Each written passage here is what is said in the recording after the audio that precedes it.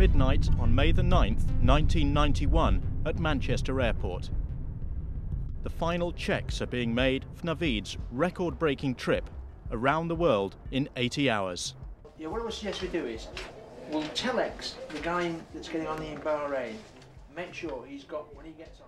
It had taken just 3 short months of meticulous planning by Naviede and his extensive support team to put the Cessna Citation on course for Malta on the first leg of its epic journey.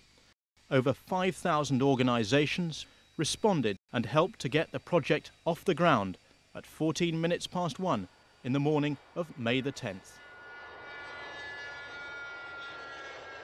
But only once the flight was underway would it become clear that the planning had worked. First stop at Malta was on schedule, and then on to Egypt and Luxor Airport, 8 flying hours into the marathon. Here at Luxor, they've tried their best to get all my fuel organised, all the immigration has been sorted out, and I'm hoping to leave here in exactly 3 minutes. A quick turnaround at each stop was vital. Naviede had allowed an hour for fuelling at the 18 stages. The seats had been stripped from the little jet to keep weight to a bare minimum. 2 stages down, there was still a long way to go before the potentially hazardous Pacific. At Bahrain, Naviede was an hour ahead of schedule, but delays on the ground in Karachi and Calcutta cost 2.5 hours, rerouting between Bangkok and Manila to avoid severe storms, and flying over Laos cost a more critical 1.5 hours of flying time. Then one small outpost before the real loneliness of the Pacific Ocean. Manila, another welcome, another chance to take stock of progress after some 32 hours in the air. I intend to make it the loss now, hopefully across the Pacific, especially across the States, where obviously turnaround is very important to me. And hopefully now, having looked at the Pacific weather chart, I've got a little bit of a help as I go deeper into the Pacific. Midway to Adak and on to Anchorage, and a warm welcome in a cold place.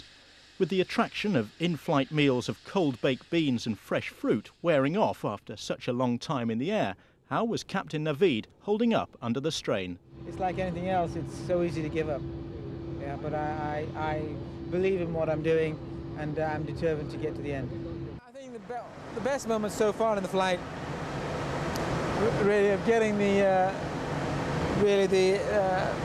subcontinents behind us, seeing the Pacific Islands in their glory. I mean, they're beautiful.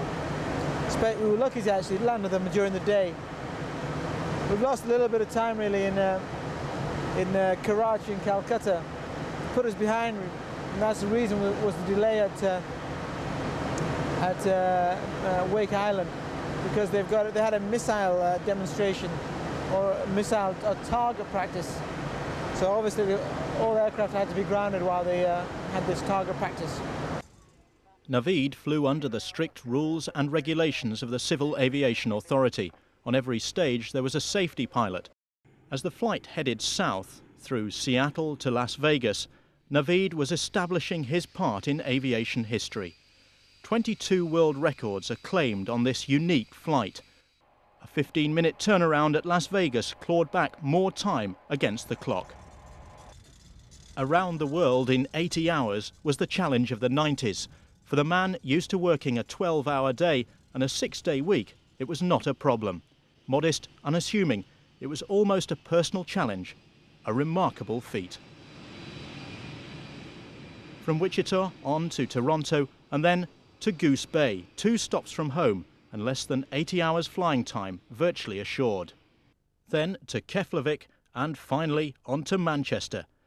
As the lights in the distance signalled Navied's final approach to Manchester, his 2 young daughters and his father were anxiously awaiting his arrival. As friends gathered to welcome Naviede, the adding up could begin, the careful logging of flight hours to ensure places in the record books. Manchester Airport at 18 minutes past 2 on Monday, May the 13th, 1991. 65 flying hours after taking off, 85 hours in total.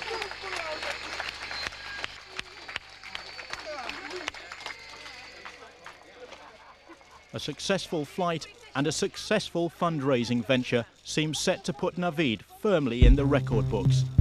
And if he had the time within his busy work schedule, would he do it again?